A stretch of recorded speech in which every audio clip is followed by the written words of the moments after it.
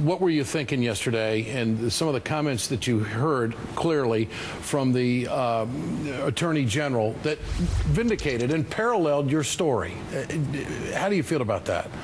I mean, the only issue I had with it is that it took the DOJ to come in to say this is what's going on when we live in this community.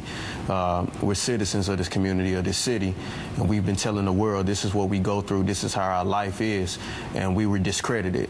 We were accused of being liars. We were stalked and threatened on Twitter, saying that that's not how America is, you guys are lying.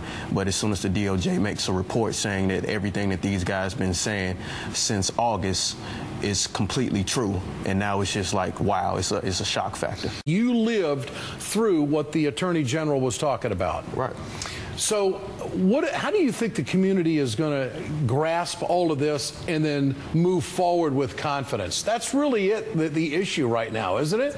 I mean, confidence in what? I mean, they just basically told us what we go through on a daily basis. They just showed us our life in a glimpse on a piece of paper. So confidence is us getting an indictment. Indict George Zimmerman, indict Darren Wilson, indict one of these countless other police officers or vigilantes that's out here taking black or brown life whenever they feel the need to. That'll give us some confidence. Okay.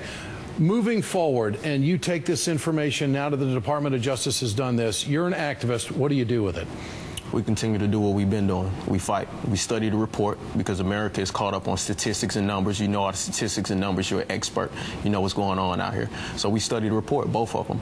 So whenever they want to argue and debate, we know all the facts that they put out there. What do you think the Ferguson Police Department should do? I think they need to disband. First and foremost, the chief needs to step down, and the Ferguson Police Department needs to disband. It's a small municipality. Why is there 91 different municipalities in St. Louis County?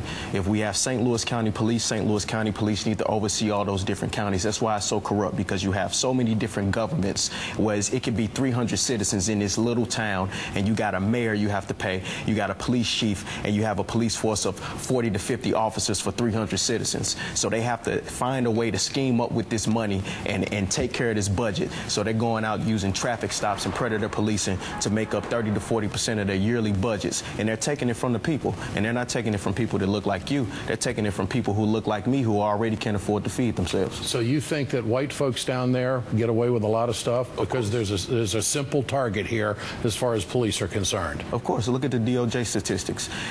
Black people were pulled over and arrested more. However, white people that were pulled over and arrested were found with drugs and paraphernalia more. Mm-hmm. So why are we targeted more?